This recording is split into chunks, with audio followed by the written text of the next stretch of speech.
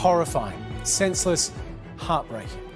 202 people from 21 countries were killed in the devastating Bali bombings. Tonight, 20 years on, families and survivors continue to struggle with the pain and the grief. And a warning, this story contains some confronting images. 20 years on, the ache does not dim. This is horrendous. I've never seen anything like it. People are burnt everywhere.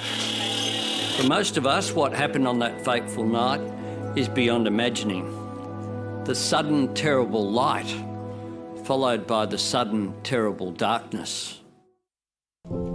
88 white doves, one for every Australian killed when terror ripped through Kuta's party district.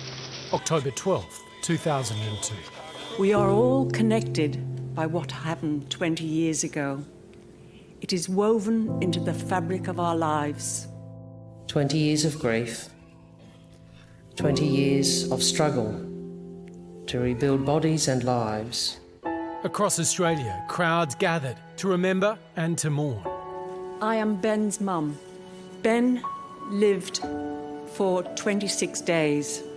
He died on the 7th of November. He was 28 years old. Loved ones shared their pain. Grief comes in waves. It's like the sea out here.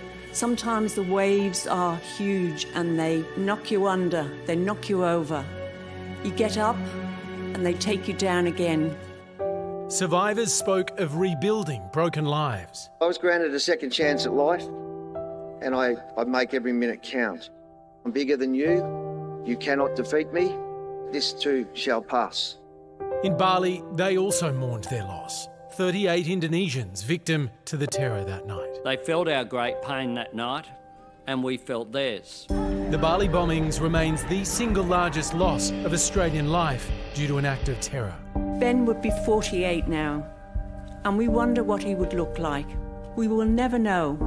20 years on, I will always be Ben's mum. We hold on to their names and faces, and we will never let them fade. Let them live in eternal peace.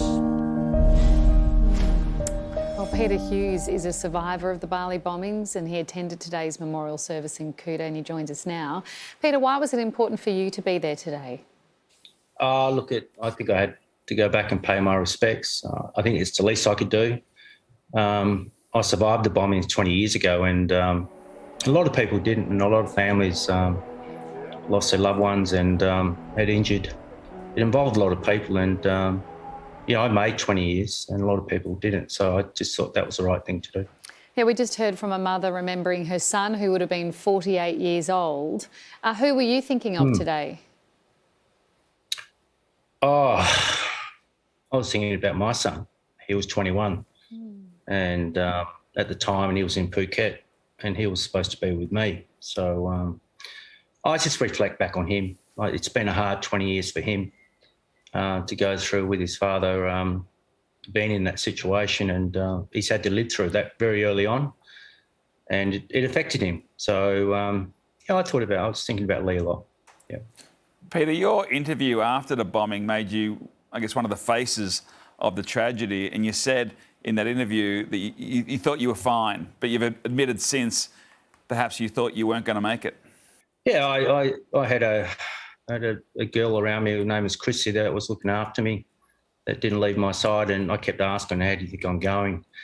And she just struggled to tell me, and in the end I thought, well, that's a sign that I'm probably not going to make it, and that's when I grabbed that Trevor Burrows from Channel 9 to come over and do the interview, because I thought it was probably the last time I could speak to my son or get a message back to my friends. Peter, in talking in recent weeks to others that were going back to Bali for today, something that I suppose surprised me was the strength of the bond that exists amongst the people that experienced this, because you all had totally different lives largely beforehand, but you're connected through this one event. Can you describe what that is for you in terms of going back now? Oh, it's really hard. Hamish, I think that for me it's it's been 20 years coming, and I think it's a milestone that I was following sort of what 9/11 happened with those people, also loved ones, and it was many thousands. And I tend to think ours was about the next one, and sort of thinking, well, what did they go through? And I think because 20 years is a milestone, and now we can probably move on afterwards. So it was a day that had to come, and I'm sort of glad I'm here and I'm a part of it. And I guess tonight around about 11 o'clock, when I have a quiet bintang at the memorial with a few people, that'll be my closure, I think. I guess it's a date that really sticks in your memory no matter what year it is. How difficult is it to be reminded of that time each time that date comes round?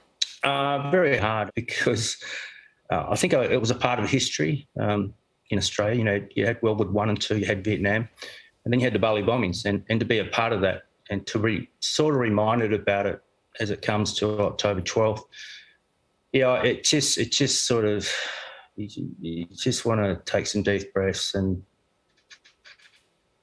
try not to think about it too much, and hopefully it just goes pretty quickly so you can get on with your life.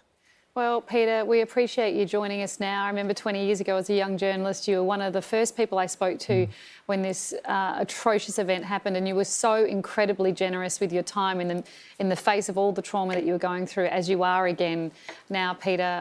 Yeah, all the best, and thanks so much for your time. Yeah, thanks, Carrie, and thanks, team. Thanks very much.